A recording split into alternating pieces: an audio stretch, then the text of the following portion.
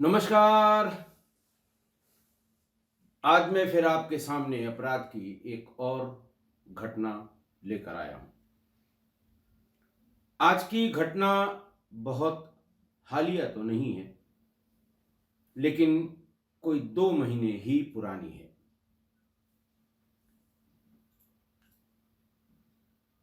मैं शुरू करने के पहले अपने एक सुधी श्रोता की टिप्पणी के बारे में बता दूं कि उनका ये कहना था कि आप अपराध की घटना शुरू करने के पहले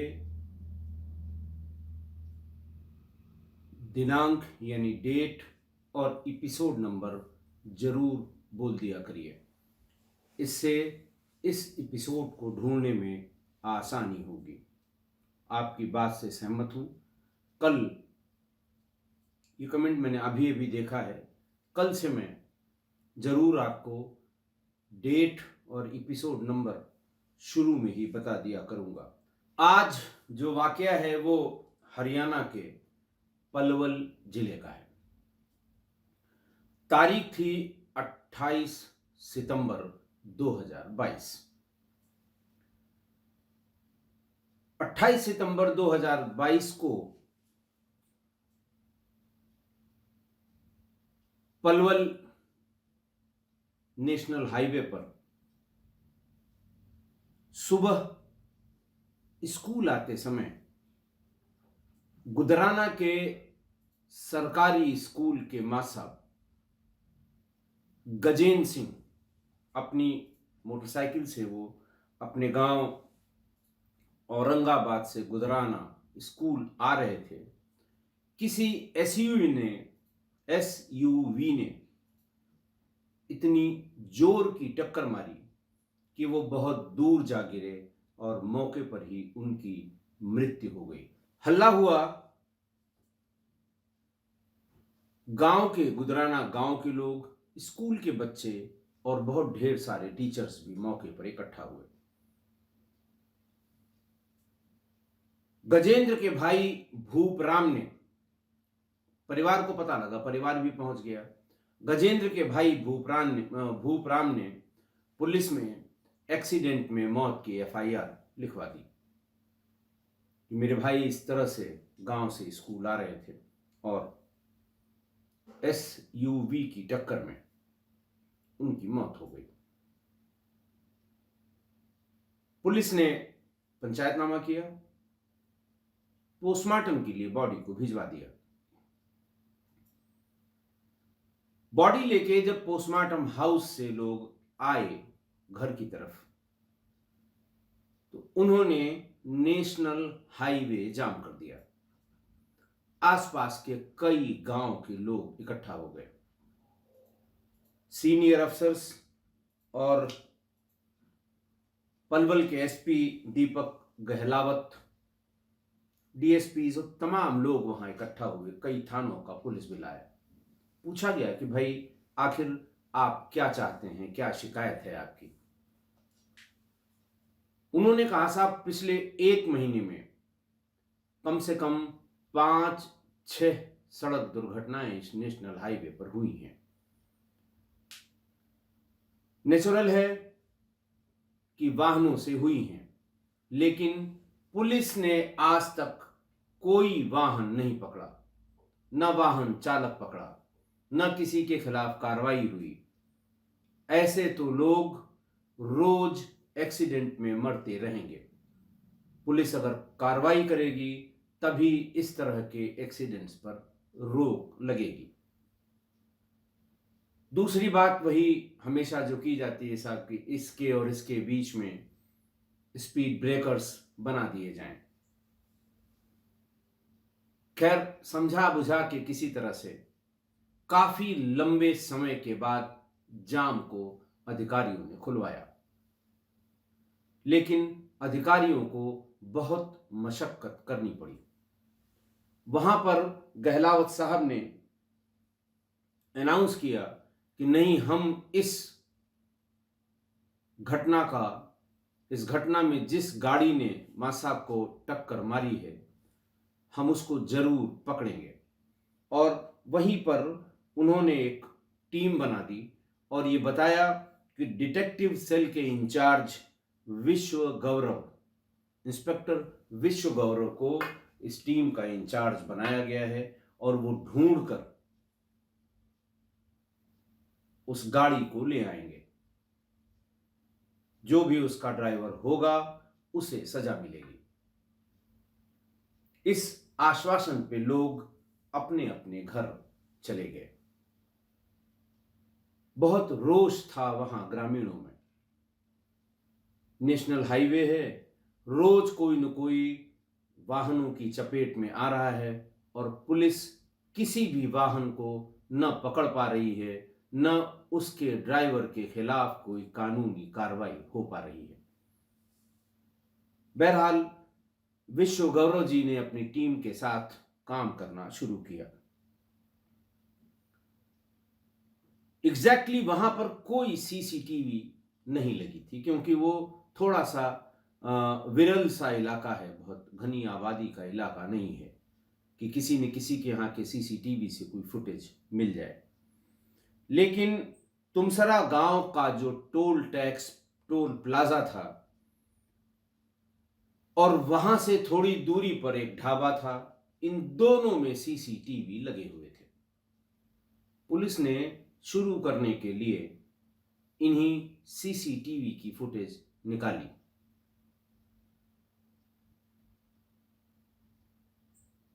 उन्हें सीसीटीवी फुटेज से दो चीजें मिली। एक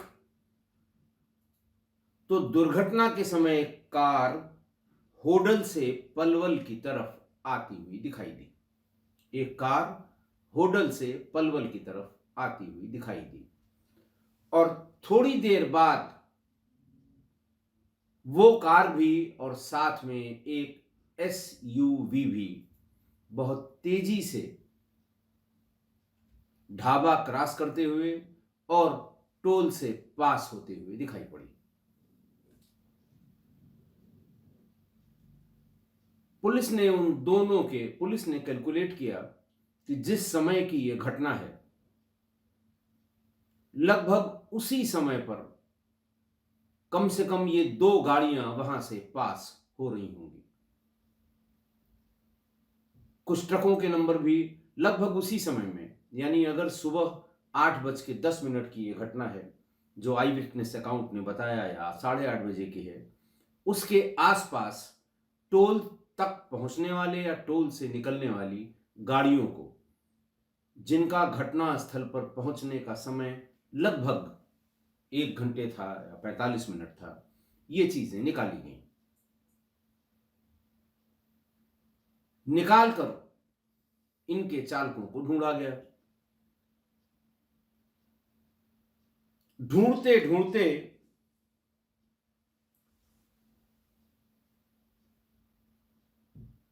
एसयूवी के आवागमन पर पुलिस को संदेह हुआ। वो कार और एसयूवी के आवागमन पे पुलिस को संदेह हुआ। टोल प्लाजा से दोनों के नंबर मिल गए। आई विटनेस अकाउंट ने भी यह बताया था कि यह ट्रक से टक्कर नहीं हुई है, ये कार से, लेकिन वो एग्जैक्ट नहीं बता पाया कि एसयूवी थी या कार थी, इसलिए दोनों को पुलिस ने नंबर प्लेट से ट्रैक किया।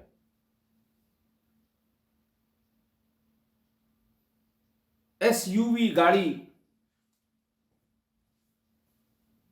गांव किठवाड़ी के पास हनुमान मंदिर से गुजरते समय पुलिस ने देख लिया, पीछा करके उसे पकड़ लिया।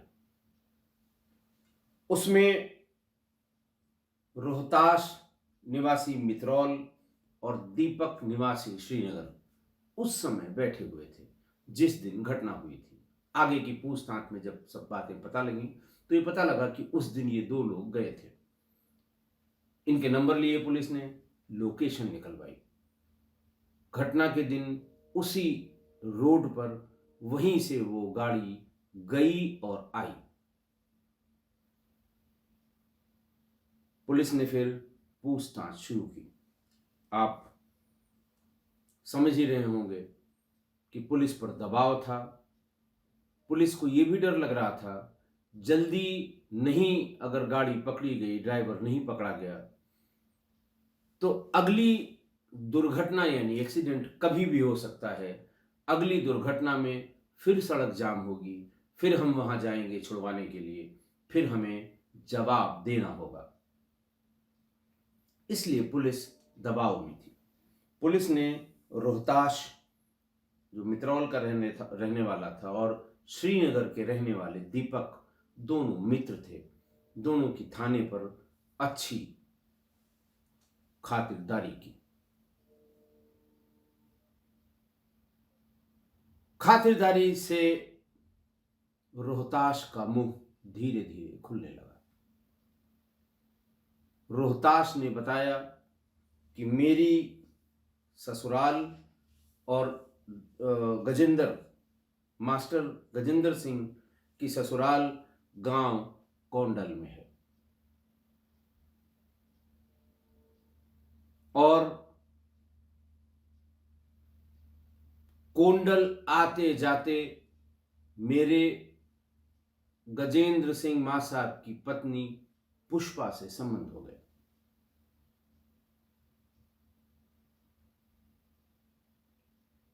ये संबंध पिछले 4 सालों से चलते रहे।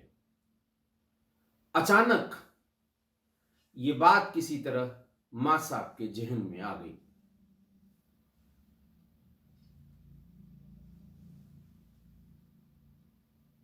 मां साहब के जहन में कुछ इस तरह से आई कि जब कभी कोई, जैसे मुरहे बच्चे क्लास में होते हैं ना, बदमाश तो नहीं कहते उनको, लेकिन चंचल और शरारती बच्चे होते हैं, किसी ने कभी ब्लैक बोर्ड पर 2 चित्र बनाए चौक से, और एक में गजेंद्र लिखा, एक में रोहताश लिखा और दूसरे पर पुष्पा लिखा। बहुत ज्यादा बच्चों की समझ में तो नहीं आया, लेकिन मां साहब देखते ही समझ गए। मां साहब ने उसको मिटाया। क्लास में बहुत डांटा फटकारा, किसने किया, कैसे किया, लेकिन मां साहब को यह पता नहीं लग पाया कि कौन लिख के चला गया था। ऐसा भी संभव है किसी दूसरे क्लास के लड़के ने, जो मां साहब की किसी डिसिप्लिनरी एक्शन की वजह से उनसे नाराज होगा, या गांव का रहने वाला होगा, या जैसे मुरहे लड़के होते हैं गांव में, कुछ पता लगा चुहलबाजी में, वो ब्लैक बोर्ड पर बना आया था। मां साहब उस दिन आधी क्लास छोड़कर घर चले गए। घर जाते ही उनको घर में रोहताश मिल गया। हालांकि रोहताश का बहुत पहले से आना जाना था, दोनों की ससुराल एक जगह थी। कभी कभी ससुराल के फंक्शन में दोनों वहां मिलते थे, और कभी कभी रोहताश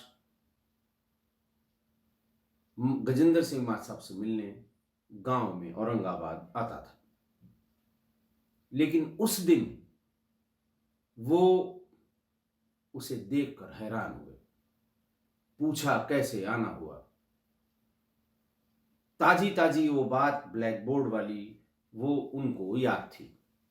बहरहाल उनको जल्दी से विदा करके अपनी पत्नी पुष्पा को उन्होंने भला बुरा कहा। उन्होंने कहा कि तुम्हारी वजह से आज बच्चों के बीच मेरी बदनामी हुई है। मैं नहीं जानता कि बच्चों को तुम्हारा नाम या रोहताश का नाम कैसे पता लगा, लेकिन ब्लैक बोर्ड पे आज 2 चित्र बने थे। एक में पुष्पा लिखा था और दूसरे में रोहताश लिखा था। पुष्पा तो ये समझ में आया कि आजकल वो फिल्म पुष्पा है अल्लू अर्जुन वाली, शायद उसलिए कुछ लिखा हो, लेकिन उसमें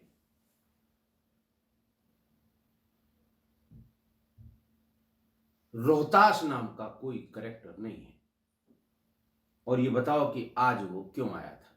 बहरहाल माँ साहब ने भला बुरा कहा और ये कहा कि कुछ न कुछ बात जरूर है जो मेरे पीठ पीछे वो तुमसे मिलने आया था। और उसी दिन से माँ साहब नजर रखने लगे।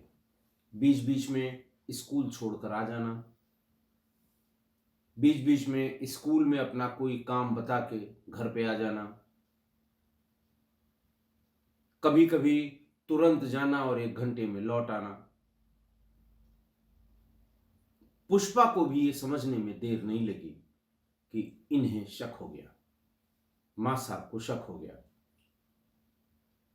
बहरहाल जिस दिन मां साहब किसी कहीं शादी ब्याह में गए तो उस दिन फिर रोहताश घर पे आया और रोहताश के आते ही पुष्पा ने ये बताया कि ये घटनाएं पिछले 15-20 दिनों में हुई हैं। गजेंद्र बात नहीं करता, हर बात पे शक करता है, ताने मारता है और ऐसा लगता है कि अब वो किसी भी दिन मेरे ऊपर हाथ उठा देगा। हर बात गुस्से में करता है। रोहताश ने कहा कोई बात नहीं, इसका भी इंतजाम कर दूंगा। पुष्पा ने भी कहा कि जो कुछ करना है जल्दी करो, वरना कुछ न कुछ अनर्थ होने वाला है। ज्यादा शक हुआ तो गजेंद्र मां साहब में और मुझ में, दोनों में से कोई एक इस दुनिया से विदा होगा। चढ़ाने वाली बात कि किसी तरह रोहताश के पुरुषार्थ को जगाया जाए कि कैसे वो गजेंद्र से पीछा छुड़ाए और कैसे हम दोनों फ्री हो जाएं।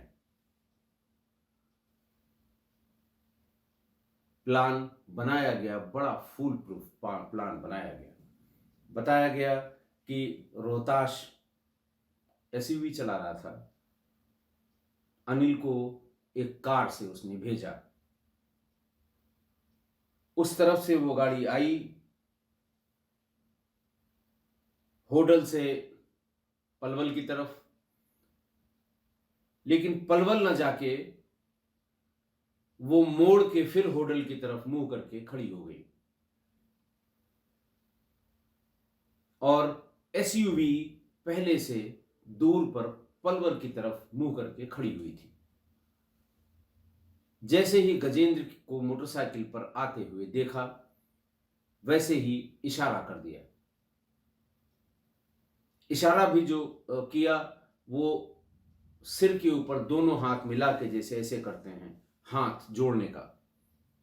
उधर से रोहताश ने ये इशारा देख लिया और तेजी से भगा कर आते हुए मोटरसाइकिल में पीछे से टक्कर मार दी। गजेंद्र मां साहब बहुत दूर जाकर गिरे, मौके पर ही उनकी मृत्यु हो गई। रोहताश सीधा पुष्पा के पास गया और बताया कि सारे कंटक दूर हो गए, अब वो न कभी तुम्हें ताने मारेगा न कभी शिकायत करेगा। पुष्पा के चेहरे के भाव निर्विकार थे। ये सब बता के रोहताश वहां से चला गया। मोबाइल की लोकेशन से उसका सारा मूवमेंट ट्रैक हो चुका था। पुलिस ने दोनों को, एसपी दीपक गहलावत ने प्रेस कॉन्फ्रेंस की और ये बताया कि दोनों आरोपी गिरफ्तार हो गए हैं। उस समय तक, प्रेस कॉन्फ्रेंस तक, तो सिर्फ रोहताश गिरफ्तार हुआ था, उसका मित्र दीपक गिरफ्तार नहीं हुआ था। बहरहाल गिरफ्तार हो गया, गाड़ी बरामद कर ली गई।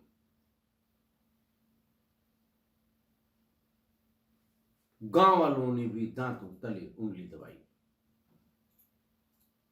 कि जिस घटना को वो सामान्य दुर्घटना, रोज रोज होने वाली दुर्घटना मान रहे थे, उसके पीछे कितना बड़ा कारण था।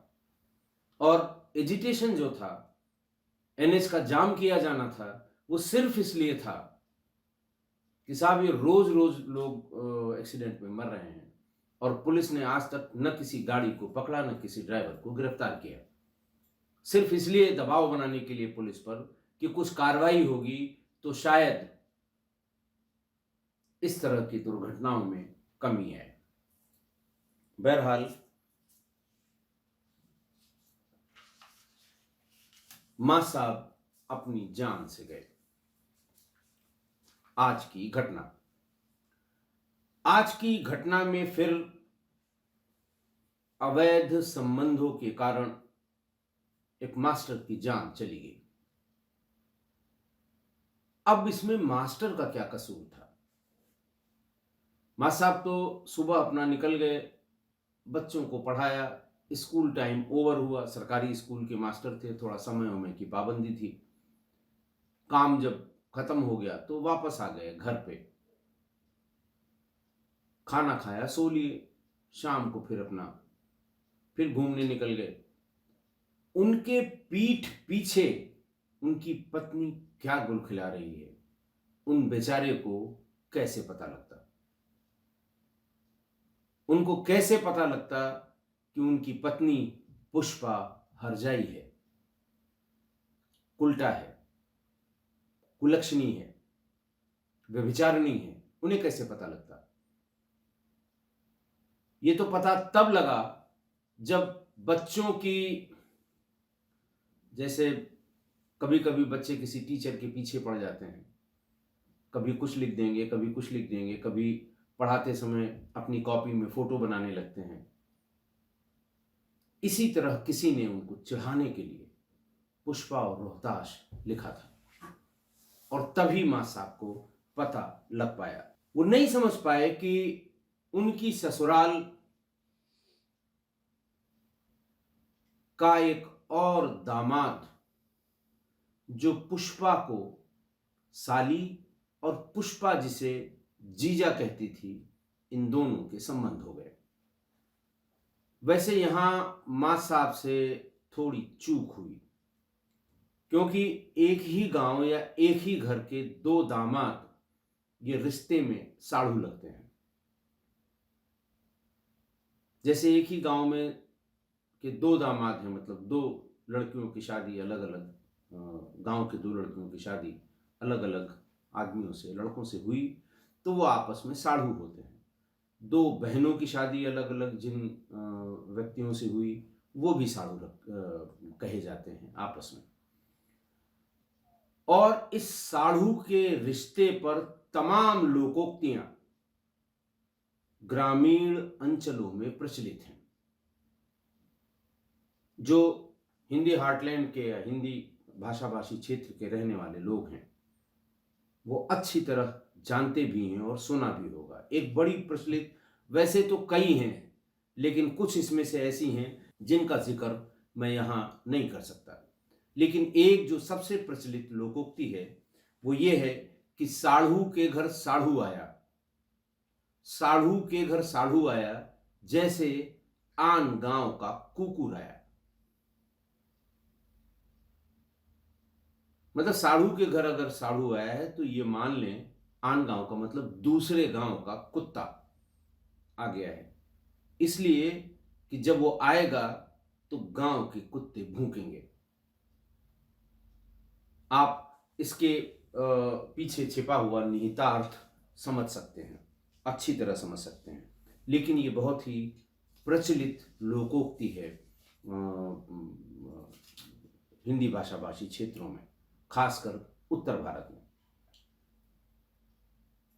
ग्रामीण अंचलों में आज भी गांव या घर में साढ़ू का ज्यादा आना जाना अच्छा नहीं माना जाता। और भी लोकोक्तियां हैं जिनका मैं जिक्र नहीं कर रहा हूं, और बहुत से लोग जानते हैं। मैं तो ये चाहूंगा कि अगर उन्हें याद हो तो कमेंट में जरूर लिखें, लोग पढ़ेंगे, आनंद आएगा।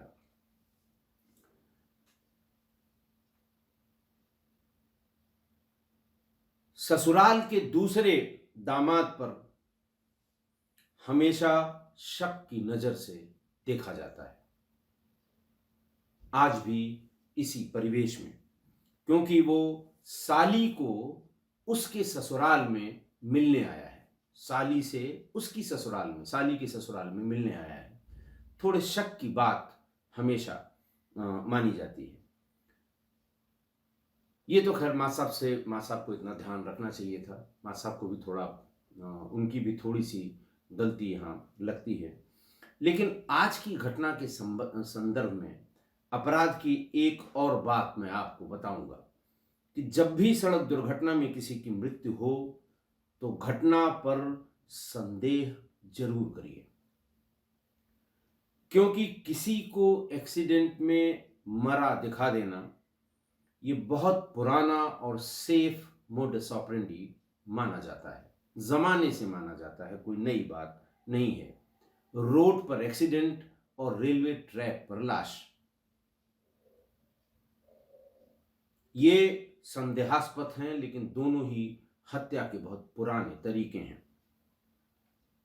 अगर आज की घटना में सीसीटीवी फुटेज न मिली होती तो घर वाले तो पूरे के पूरे उन्होंने एक्सीडेंट का मुकदमा ही लिखवाया था, पुलिस वाले भी इसको एक्सीडेंट ही मान रहे थे, गांव वाले भी इसको एक्सीडेंट मानकर धरना प्रदर्शन कर रहे थे। इतनी सफाई से किया जाता है इस तरह अपराध या ये मोडस ऑपरेंडी अपराध की, और ये ऑपरेशन सक्सेसफुल भी हो जाता अगर वो सीसीटीवी न ढूंढी गई होती, न मिली होती और पुलिस ने उसके लिए प्रयास न किया होता। ये पुराना है और इस तरह की मैं कई अपराध की घटनाएं किस्सा गोई में सुना चुका हूं। जो अभी लेटेस्ट मैंने सुनाया है वो है एपिसोड 443 643। आई बटन में दबा के इसे देखिएगा जरूर। ये घटना वो थी जिसमें एक नौजवान प्रिंसिपल, ललितपुर जिले की बात है, और बानपुर गांव में वो प्रिंसिपल थे प्राइवेट स्कूल में। वो अपनी एक नाबालिग छात्रा पर उनका दिल आ गया, उसको लेकर वो भाग गए और मध्य प्रदेश के विदिशा जिले के गंज बासौदा में जाकर रहने लगे। बाकायदा बतौर पत्नी उसको अपने साथ उन्होंने रखा। लड़की वाले परेशान हुए, एफआईआर लिखवाई, 363 366 आईपीसी की, पुलिस वालों की मिन्नतें की, लोकेशन निकलवाई क्राइम ब्रांच से। लोकेशन निकली गंज बासौदा। फिर क्या था, फौरन अपनी तरफ से एक बोलेरो गाड़ी की, ललितपुर जिले के बानपुर थाने के एक सब इंस्पेक्टर और एक सिपाही को लिया और परिवार भी उसी में लद गया पहचानने के लिए। पूछा जाता है साहब परिवार वालों को क्यों ले गए? बोले साहब कौन पहचानता, हम तो पहचानते नहीं हैं। दोनों को वही लोग पहचानते थे, ढूंढने में आसानी होगी। ये पहुंच गए गंज बासौदा। वहां से घर से इन्होंने माँ साहब को शिवराम सेन उनको और लड़की को बरामद कर लिया और फिर वहां से लेकर ये बानपुर ललितपुर के लिए चले। और सागर जिले के खिमलासा के पास एक ही गाड़ी में लड़की भी थी, माँ साहब भी थे, सब इंस्पेक्टर भी था, सिपाही भी था, लड़की का बाप भी था, लड़की का चाचा भी था, लड़की का भाई भी था। रास्ते में सिट किया पुलिस को लड़की के घर वालों ने। कैसे सिट किया होगा आप समझ सकते हैं, जेब गर्म की और ये कहा कि हमारी जो बदनामी होनी थी हो गई और इस बदनामी की सजा शिवराम सेन को मिलनी चाहिए। दरोगा जी एग्री कर गए, पेट भर गया, डकार लेने लगे और जैसे ही खिमलासा के पास थोड़े सुनसान इलाके में आए, शिवराम सेन को उतारा।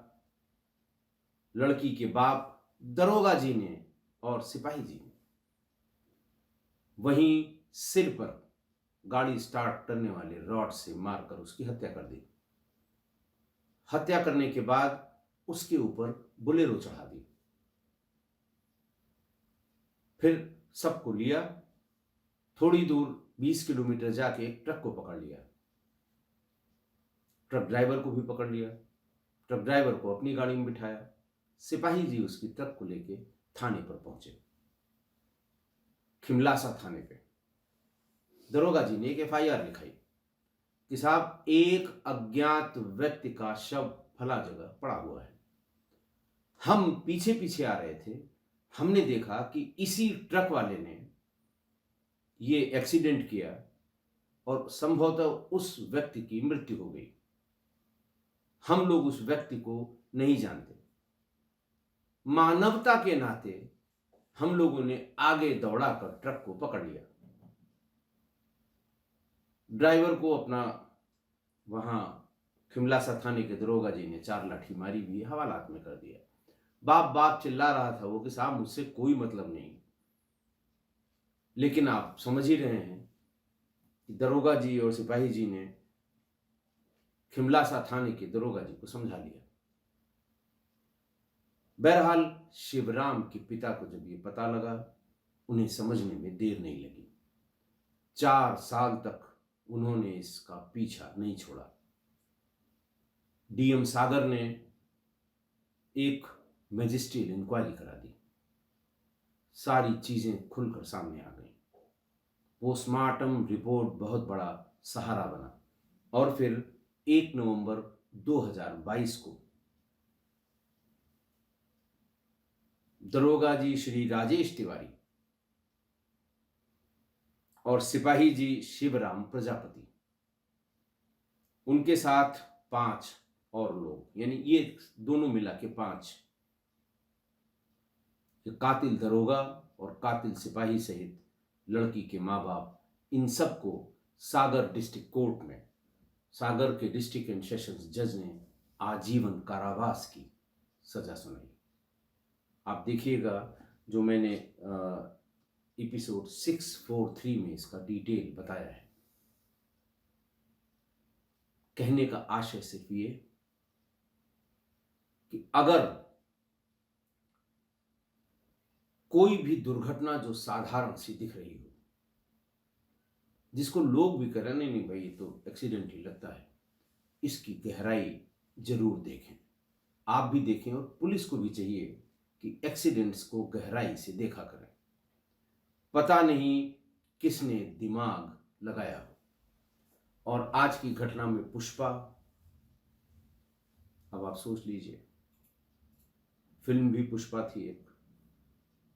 अल्लू अर्जुन ने एक बड़ा फेमस डायलॉग मारा था कि पुष्पा नाम सुनकर फ्लावर समझे क्या?